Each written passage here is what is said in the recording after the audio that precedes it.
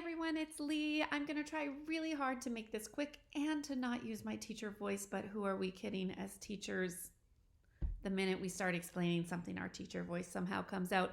You can see by the title here that we are going to be doing a tutorial on how to group and ungroup objects when using your Smartboard. I am creating this in conjunction with my 10-year anniversary. I cannot believe I've been on TPT for 10 years.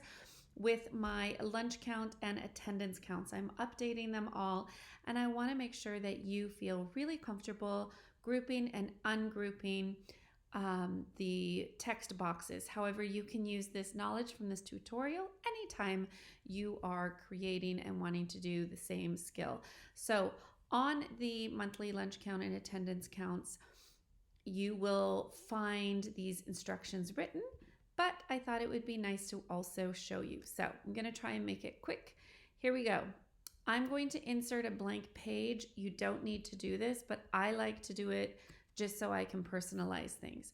So you don't need to highlight all of these and move them over into the blank page, but I do that so that it's almost like a clear workspace that I can work with. However, what I'm about to show you, you can also do here. So actually, let me show you both ways. So I'm going to move a name up here, and I have put a lot of names in here. I hope you don't have that many students in your class, but that way you can make these and rearrange them however you want. So let's go ahead and we're going to go step one, and we're going to highlight. So I've moved this to a workable space because if I do it down here, it's going to get messy. So I'm just going to click, and then I'm always looking for this gray box, and I'm going to say group, ungroup. What I'm doing now, you can see I have two gray boxes. Whenever you see the two gray boxes, it means you have two movable pieces. And so I'm going to go ahead and I'll put my name in first. And then what I'm going to do is I'm going to put it on top of this box again. And then I'm going to highlight both of them. I'm using a trackpad. I'm going to show you again. I know that I have done it correctly because I see those two gray boxes. I'm going to click one of them, and I'm looking to slide down to where it says group. And just like before I ungrouped, now I want to group. Now the text and the box, they're going to move as one unit. If you really want to secure it so that your students can't accidentally or intentionally ungroup them, because I could just go like this and ungroup it. If you want to make sure that that does not happen, you can always go ahead and do a screenshot. I'm working on a Mac, and I'm pushing Command, Shift, and the number 4, and then taking a screenshot. That screenshot will save to my desktop. And then I can insert that. Oh my gosh, you get to see all the things on my desktop right now. It's very messy. And of course, I don't want to have that white around it. So I'm going to click Set Image Transparency. And then I'm going to click the white space. It's going to turn that pink color. And I'm going to click Set Transparency. And now there's no way a student could accidentally or intentionally do anything to separate the text from the box. The way we know this for sure is that I've clicked on it. I'm clicking my gray drop-down box, and this is now grayed out. I can't ungroup these objects because it's just one. It's one screenshot. It's a photograph, a picture of the original, and the original was this. So two options that you have here. Again, highlighting them. I will tell you the most common frustrating thing is that somebody starts here and tries to do it and they're moving it, or they go like this and, oh, see, I can't even do it wrong now. And they only have one box. That means they were only looking at one object, and you really need to highlight both of them. So why did I say I was going to put a blank slide in? Sometimes you might like to, let's group this here. Sometimes you might like to take a whole bunch and just move them Let's say you say, oh, I don't have that many students. I only have 16. Now what I've done is I've just swiped over all of them, and I'm going to click on any one of them, and I'm going to say cut. You could say copy. I'm going to say cut. I'm going to come to this new page that I've created, and I'm going to paste them. Now I want to work with those, but I'm going to come back here, and I don't need all of these extra names.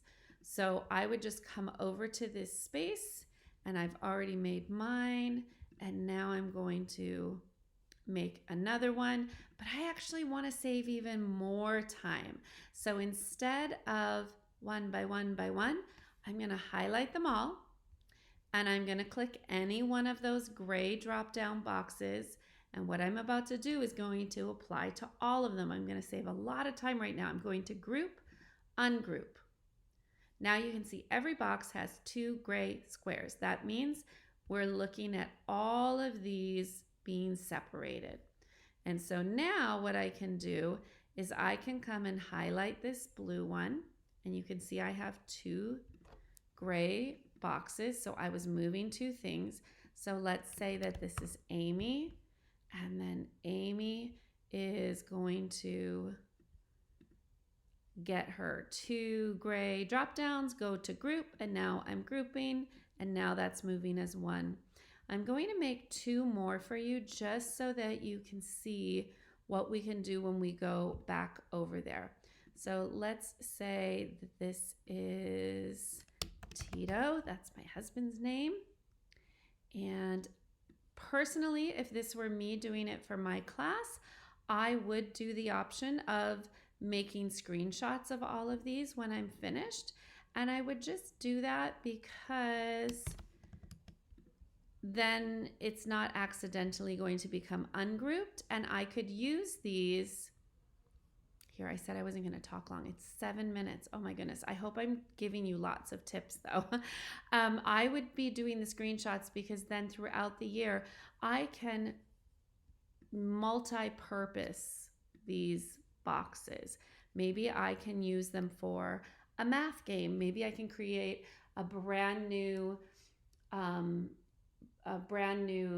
file and just create something for Reader's Workshop, for choice time, for a probability lesson. It's just like endless the amount of things that you can do when you have a class list. So I've just highlighted all of these, and I'm clicking, oops, I didn't want to click group. So sorry. I'm going to go back and click ungroup. I meant to click copy. So I'm going to take these, I'm going to click on them, and I'm going to say copy, and I'm going to come back to my original, and I'm going to put paste. Now, the reason I'm doing this right now is I just want to show you that you can make these bigger. And when you make them bigger, you can do it however you want. You can do it one by one, but if you do it one by one, they're not going to necessarily be the exact same size.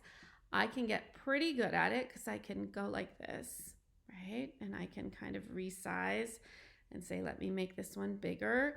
But there's an easy way to do it all at the same time. So I'm going to come up here to this back arrow, and I'm going to do a couple of back to get back to where we were.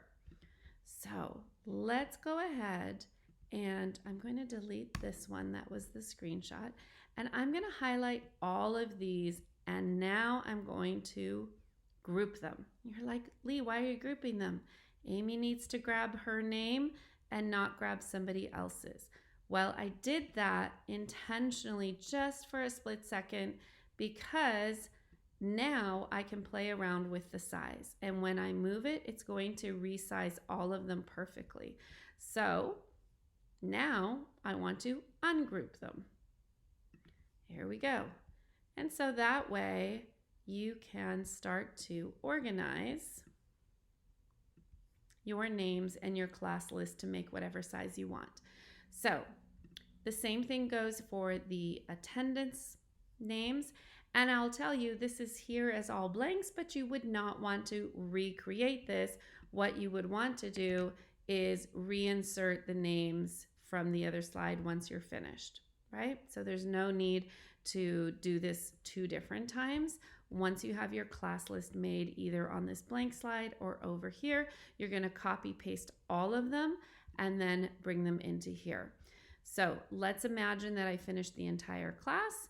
I would maybe save this down at the bottom, or I would delete it, whatever you want. And then we have our lunch choices. So just quickly, I'll let you know that these are already a screenshot. So if you come down, you see that it's grayed out. You cannot ungroup it. But I have created blank ones for you. So you could find your own clip art. You can change where it says create your own, and you can type in whatever special type of lunch your school might do if you need additional ones here. So, the last thing I want to tell you is that on most of my products, you will see these pull tabs, and the pull tabs give you additional instructions. Sometimes you might find part of it is repeated from my introduction sheet. I just like you to have as much information at your fingertips as possible. And I will tell you that once you reinsert an image like I did here, this is going to go behind. If you want it to go in front, you simply, once again, click, and now you're going to say order, bring to front, and now it will always go in front of your pieces.